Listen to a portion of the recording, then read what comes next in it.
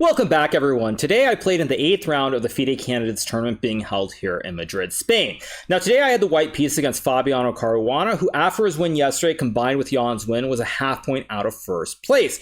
So last night I did a lot of preparation. I was trying to figure out, would Fabiano try to be super solid? Would he take some risks? And sure enough, the 2 hours that I spent last night looking at a certain opening would occur. So let's jump right into the game. So I start with e4, Fabiano plays e5, and now I play knight to f3 here, knight c6, bishop b5, Fabiano plays a6. Basically, before the game, I thought Fabiano might play the Spanish, specifically the Berlin was one thing I thought he might play if he was trying to be solid, potentially playing the Petrov as well. The third option that I thought was really likely was that he might play an open Spanish. So I castle here, we get knight takes e4, d4, all this is very standard, b5, bishop b3, d5, I take, he goes bishop e6, and now I play c3 here. Now, very famously in 1995, there was the 10th game between Garry Kasparov and Vishy Anand at the World Trade Center. Now, I actually went to this game, so I remember it very vividly. It was a very special experience for me. Now, in that game, Garry played knight bd2, we had knight c5, c3, I believe we had d4, and then this move knight g5, if I'm not mistaken. And it was a very famous game which Garry would go on to win. However, in modern times, this variation with knight bd2 and everything that occurred in that game, it's considered to be okay for black. So I had to come up with something a little bit different. So I play c3 here, Fabiano goes bishop c5, knight bd2, and now we get castles by Fabiano, and I play bishop c2. Again, all this is theory, so I won't go too deep into depth. Now you get knight f2, rook takes, bishop takes, king takes, and this move f6. Now if white tries to take this pawn on f6 and play king g1 here, after rook a8 followed by knight e5 and bishop g4, white is lacking in development on the queen side, and black has more than enough compensation. So I choose to play knight f1, Fabiano takes the pawn, and I go king g1. So we have a big imbalance here. Black has two center pawns. We have our big black center, the two pawns and the rook for the bishop and the knight. That being said, it's very hard to push the pawns, and long term, if I can get my bishop to say g3, for example, or rook to e1 or d1, maybe the pawns on d5 and e5 are a little bit brittle. So Fabiano plays queen d6, I play bishop e3, he plays bishop f5, bishop b3, rook d8, now I go queen e1, knight a5, queen f2, here black plays knight b7. Again, if black can get a true big black center with c5, all these pawns on the 4th rank, black is doing really, really well because there's c4, d4, e4, and black is probably going to win the game here. So I play queen f2 to stop the c5 pawn thrust. Fabiano plays knight b7. If he takes on b3 after pawn takes, say, rook e8, bishop c5, queen c6, and b4, I have a little bit of a grip here, and black is not really going to be able to push these pawns. I can go rook e1, queen g3, maybe even knight e3, and white should be better. So therefore, Fabiano plays knight b7, preparing to play c5. I go rook e1, and Fabiano plays c5. Now, all these moves were played very, very quickly. And now here, despite the fact that I spent 2 hours looking at this open Spanish last night, I make a slight mistake. And the irony to me making a mistake is that if I had played the line that I looked at last night and not confused variations, I probably would not have won this game. So what I had looked at last night was this move bishop g5, and after c4, actually, sorry, let me go back. After bishop g5, if black plays rook e8, there's rook takes e5, rook takes e5, bishop f4. And now white is probably close to winning because I've gained back one pawn, central pawn on e5, and I will be capturing this rook on e5. So it's very good for white. Undoubtedly, Fabiano is going to play c4, and after bishop d8, pawn takes bishop, bishop h4, there's b takes a2, rook a1, bishop to b1, locking the rook in the corner here, and now there's this move queen a7. And I remembered this during the game, actually, at the board after I played this knight g3 move, that this was the prep. However, the funny thing is, if I had actually played this, undoubtedly Fabiano had prepped the whole line, and he had something, whether it's queen c6, whether it's queen g6. Time will tell. I'm sure we'll see this occur in an over-the-board game at some point. But the fact that I kind of confused the move orders actually helped me because Fabiano then spent a long time thinking after knight g3 as we were both out of book here. So Fabiano plays bishop d3, I go queen d2, and here Fabiano makes what I consider to be a fairly serious positional mistake by playing this move c4. What he should have done is played e4. However, Fabiano was probably worried about knight h4 here because now I'm going to be putting a knife on f5, and the bishop is kind of closed here. There's no backwards diagonal for the bishop on d3 with the pawn in the way, and it looks kind of scary, although computers say that black is completely fine after a move like queen d7. So Fabiano played the human-looking move, which is c4, but the problem with c4 versus e4 is that if we look at this position, black is always going to try to push d4 here with this pawn on c5, and d4 and e3 could become very, very serious. It's a very tough position to play for white, let's put it that way. But after playing c4, bishop d1, you'll notice that it's very hard for black to play d4 because I'm guarding the square with a pawn, a bishop, and a knight, so black can't really force d4 in. And at the same time, if I can get black to play e4, I'm getting a blockade. So it's really, really hard to play, and Fabiano starts to make some mistakes. He plays rook d7. Very logical move, trying to stack the two towers on the f-file, but now I play bishop f2, targeting the pawn. If black goes e4, now I get my knight on d4. I get this great bastion, and you have a dead wooden shield with his bishop on d3 doing nothing. So I'd love to get e4. So Fabiano plays rook f7. Now I go knight h1, guarding the bishop. It's worth noting that in some of these lines, if we go back here to e4, knight h4, I was aware of the potential to play knight h1, knight f2 in some positions like this, for example. So this really came quite naturally to me with this idea of playing knight h1 to guard the bishop. I target the pawn on e5, but I also have bishop g3, forcing black to push the pawn to e4. So here Fabiano does play e4, but now after knight d4, the problem for black is this bishop, which looks really good optically on d3, is not doing anything. The pawns guard the bishop, but unless you can get a rook f1 move in, the bishop is just a dead piece on d3. It's doing absolutely zilch. So after knight d4, Fabiano plays queen g6. Now I played h4 after a bit of a think. The idea here is that what I really want to do is I want to get this bishop to g4. If we look at this light square bishop, I don't have any scope on this diagonal towards a4, but if I can get it to g4, there are a lot of targets, e6, d7, maybe c8 in the endgame somewhere, and the bishop will be great on g4. So Fabiano plays queen g6, h4, and now he plays knight c5, which is probably the critical error. What he should have done according to the computer was played h5, specifically to stop me from getting this bishop out. I thought that after queen g5 trades, g6, knight c6, I was better here anyway, because I have ideas like knight e5 to target the pawn, g4, I can even put the bishop on d4 and maybe f6 later on, so I thought I should be better. Apparently the computer thought that black was still okay, but it feels very unpleasant for a human to play. Again, with this dead bishop on d3 doing nothing, it also feels like long-term black will be struggling. So Fabiano plays knight c5, now I go h5, queen to d6, and now after bishop g4, I think that technically this is close to winning for white, simply because this bishop is doing nothing on d3. Now I have an active bishop on the light squares, and long-term what I would love to do here, let's just say black plays some random moves like queen b6, is I can play something like queen g5 to target the pawn, and if black plays something Fabiano did play h6 here, but let's say Fabiano plays something else like rook f6. Long term, if I get bishop g3, rook f1, king h2 in, this is going to be very, very hard for black to play, because after queen e7, I can always trade, go queen e3 here, and I'm going to play something like bishop, actually probably not bishop f4 right away, but let's say we get some position, I'll make some random moves where I get the bishop here, and long term, once I get this knight out, I'm again getting a knight to f5, I'm going to play queen g3 at some point, and it's really, really hard for black to play in this position. Again, you have this dead bishop on d3 that's just doing nothing, so I just play around this bishop on d3 for the entire game. So after bishop g4, Fabiano plays h6 here, I go queen e3, he plays queen f4, almost an only move here. I have a very simplistic threat of knight f5. If black moves knight to a4, I go bishop e6, collecting the rook on f7 here. And if black plays just, say, a random move like king h8, I go knight f5, and I create a discovered attack on the knight on c5. If you move the queen, I just take. If you take on f5, I just take, and you end up down a piece here at the end of the variation, because I have a knight and a bishop for the bishop on d3. So Fabiano plays queen f4. It's worth noting Fabiano is also low on time here, so it's hard to fault his moves. But after this move, this should be winning for white because I trade. Now here I had a tough decision. I played knight to e6. Initially I wanted to go bishop e6, but I thought that after king h8, bishop d5, and rook f6, while I think white should be winning long term, I didn't see a concrete plan, although I guess computer says knight c6 to go knight e5 and knight g6 should be winning. I also had knight e7, I suppose, which I did not see.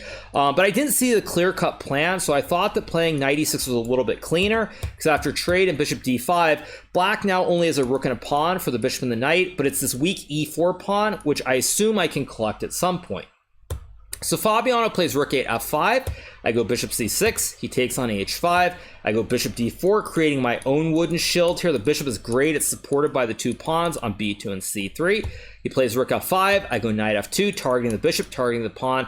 And now Fabiano plays rook f7. And I had a tough decision here because I can play g3. And after rook f5, I can trade and go bishop to e4. And objectively, this probably is winning with correct play, but black does have a connect 4, a supported pass pawn on d3, and I wasn't 100% sure how easy it would be to win this game, although I probably should have gone for this. Instead, I played b4 because I figure that Fabiano can't really do anything in the center here, so I'm going to try to expand on the queen side before I commit to any plans.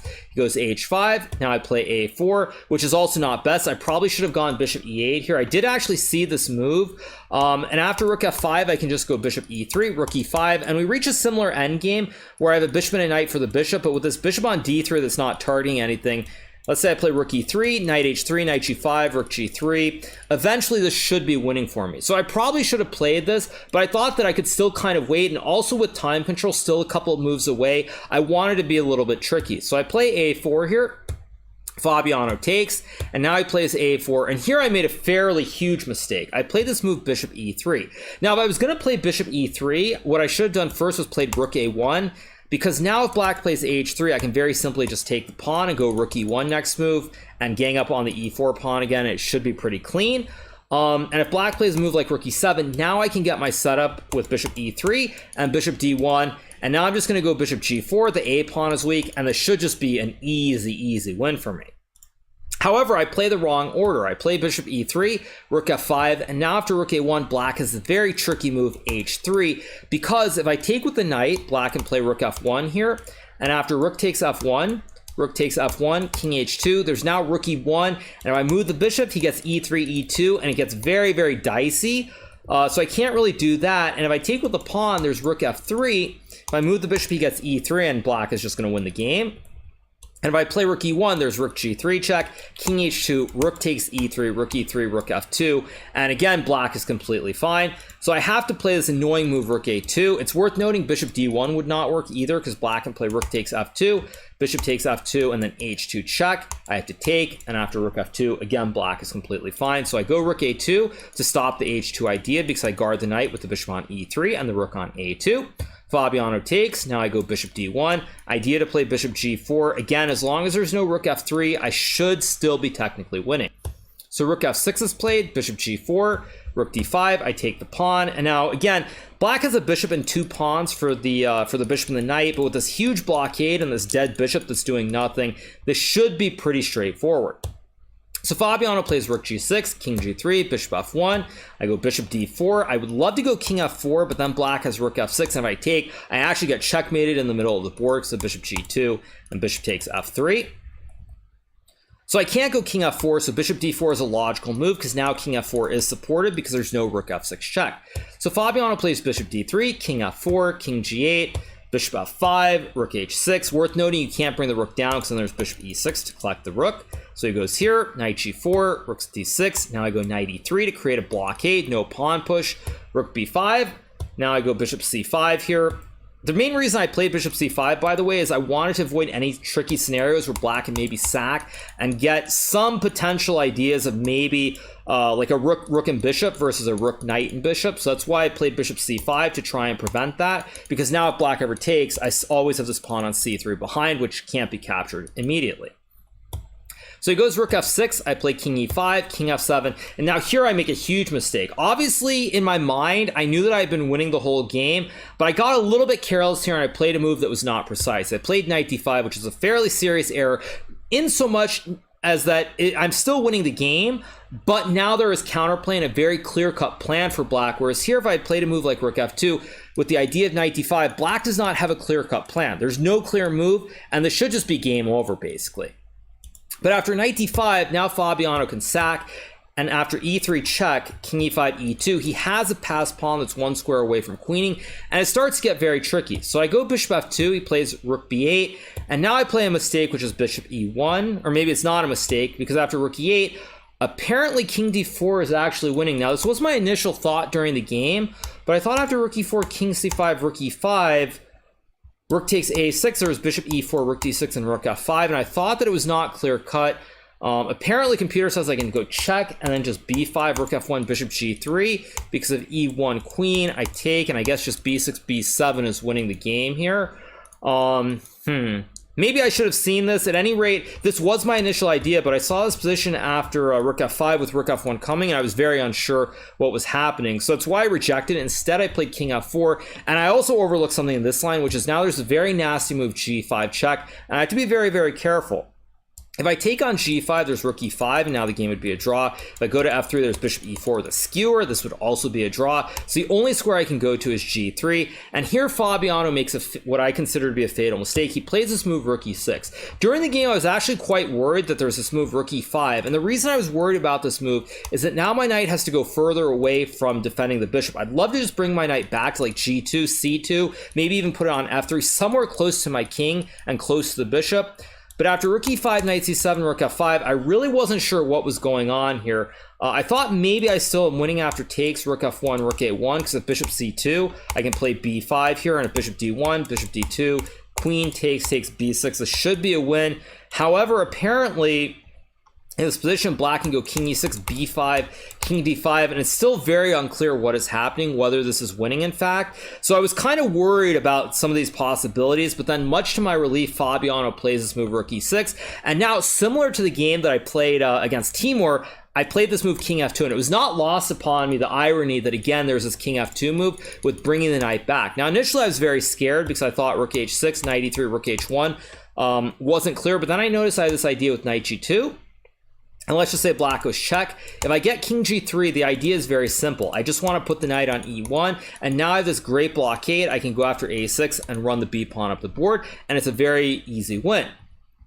And also, I was very optimistic when I saw this because I realized that now if black plays rook g1, there's again bishop f2 hitting the bishop with knight e1 next move. And if black, even if black gets something like how do I do this? Let's say something like just to set it up. I'm just making some moves here. Even if black gets this position with the rook on g1, I can go king h2, and he's not in time to capture both the knight and the bishop here, so this would also be winning. So as soon as I saw king f2 and I saw that the knight's getting back, I started thinking that the game should finally reach its conclusion. So Fabiano plays rook h6. Now I go king e3. Now this too, by the way, I did this because if black plays rook h1, I can go king d2 with this blockade, and this is a very easy win. But Fabiano, to his credit, plays rook e6 check, forcing me to go for the knight e3 line. So if I go king d2 here, there's now rook d6, and the game would be a draw because if I move the knight, there's a fossil with bishop b1. And if I play rook a5, there's bishop e4 collecting the knight on d5. So I have to go to f2, and now after rook h6, I play the move knight to e3. He plays rook f6, which is the final blunder. He could have played rook h1, but again, after knight g2, rook f1, king g3, I do suspect that this is just simply winning because of this idea with bishop f2. Say black plays some waiting moves like king e8, bishop f2. Again, if I get this blockade, I win. And if black goes rook c1, now I can go bishop e1 with a different blockade, and I can always just go king f2 and take on a6, or even knight e3, and this should also be a very simple win.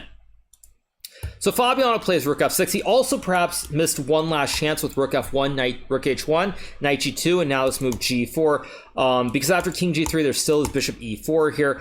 But this probably is still winning because I can take and play rook f2, king e6, and sack on f3.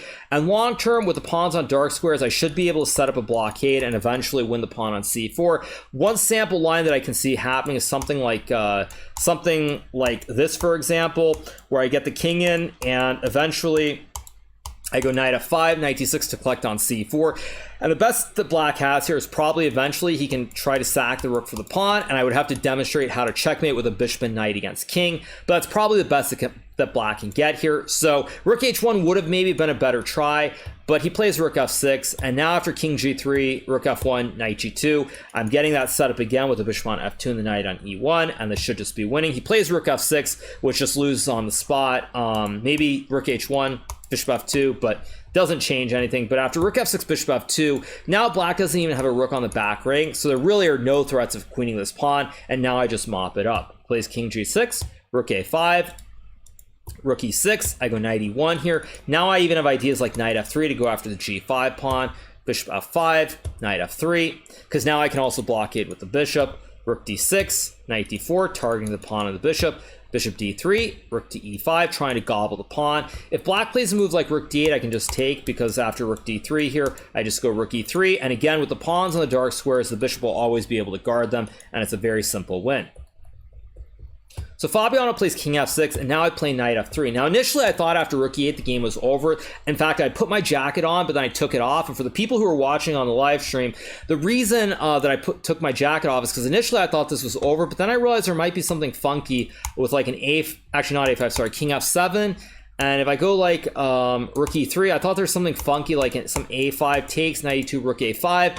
And this is obviously winning, but it's not easy to get the bishop to d4, so there still are some potentially minor issues to deal with. So instead of doing that, I found this move knight f3. And after knight f3, Fabiano resigns, because now there's really nothing black can do. You're going to lose the pawn on g5. Your bishop is stuck on d3 guarding e2. Let's just say you play rook d8. Now I can go bishop d4, and you have to move the king, and now I can just take and go knight f3. And eventually I'll be able to go king f2, knight g1, knight e2, win the pawn on e2, and there's no counterplay at all. So after this move knight f3, Fabiano resigns the game, and I now move to a +1 score. Fabiano is now on +2. He's a half point more than me. So a very long, very tough game, but I do get the win when all is said and done. My second win of the tournament. I'm very happy with it, but there are more games of chess to be played. So I hope you guys have enjoyed this recap. It's a little bit longer than some of the other ones that I've done, but it was a very long game. At any rate, we keep moving forward. If you have not subscribed to the channel and you like this video, make sure to hit that subscribe button. And I will be back tomorrow with another recap after my 9th round game against the Azerbaijani Grandmaster Timur Rajabov. See you guys.